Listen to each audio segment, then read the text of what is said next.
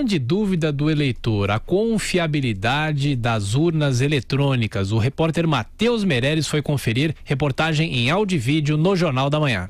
O Brasil é pioneiro no uso das urnas eletrônicas, com a implantação do sistema em 1996. De acordo com o Instituto Internacional para a Democracia e a Assistência Eleitoral, sediado na Suécia, 32 países já utilizaram a tecnologia para garantir agilidade e confiabilidade nos processos eleitorais.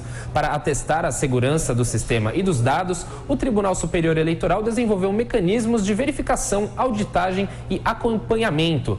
Tudo isso com testes públicos. Partidos políticos e universidades também têm a oportunidade de analisar como os programas são utilizados, assim como a Ordem dos Advogados do Brasil, o Supremo Tribunal Federal, o Ministério Público e a Polícia Federal. Apesar de tanta fiscalização, a falta de transparência sobre como os votos são armazenados e auditados alimenta a desconfiança da população.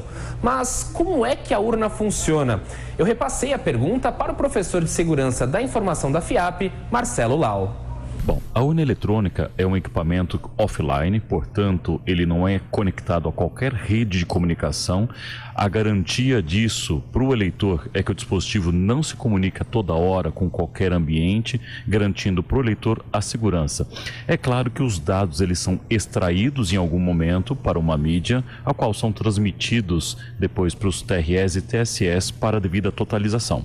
Marcelo Lau explica que o voto é salvo de forma criptografada, sem rastros dos dados pessoais dos eleitores. Um código de identificação também surge no momento da transmissão dos votos, garantindo que não houve modificação. Como mais um mecanismo de apuração, o Congresso Nacional aprovou em 2015 o voto impresso, que seria um registro do voto, mas o Supremo Tribunal Federal barrou a medida. Para o secretário de Tecnologia da Informação do TSE, Giuseppe Giannino, o documento em papel seria facilmente fraudável. Independente do percentual, vai haver alguém contando com a mão. Se vai haver alguém contando com a mão, existe a possibilidade, eu não preciso nem de inteligência para fraudar. Para Giuseppe Giannino, a principal preocupação é a propagação de fake news que geram insegurança na população, principalmente quanto ao sistema eleitoral.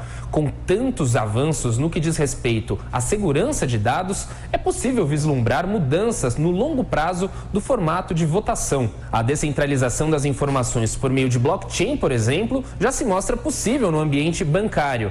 Para o presidente da Comissão de Empreendedorismo e Startups da OAB de Pinheiros, Rodrigo Borges, a resistência com as alternativas tem relação com o desinteresse público. Utilizando o sistema de votação em blockchain, teríamos uma segurança um tanto maior por se tratar de um sistema descentralizado. A gente não estaria sujeito à canetada de um único órgão ou entidade centralizadora ali dos dados. E com isso a gente teria, de certa forma, um poder um pouco maior na mão do próprio cidadão, uma vez que a gente não teria sujeito aos desmandos de uma entidade que poderia, em última instância, modificar ali os votos, etc. Rodrigo Borges acredita, porém, que para tornar o sistema eleitoral mais confiável aos cidadãos, é preciso mudar a cultura do país. Em 22 anos de uso das urnas eletrônicas no Brasil, a Secretaria de Tecnologia da Informação do TSE não identificou tentativa de ataque de hackers a nenhuma das mais de 500 mil urnas ativas no país. Bom, professor Vila, sempre numa eleição marcada pelas notícias falsas, tem muitas correntes falando mal das urnas eletrônicas. Até no período entre as eleições, repete, né? Então, acho que esses esclarecimentos são fundamentais. Nada indica até agora, não há nenhuma prova material de que as urnas podem ser fraudadas. E insisto, na mesma urna, muitas vezes você vota, depende da eleição, como nessa, você vai votar para deputado estadual, governador, deputado federal, 2 senadores e o presidente da República. E você vai votar para muitos votos para partidos diferentes, né? E tudo está registrado lá. Então, se tivesse uma manipulação, ela ia favorecer A contra B.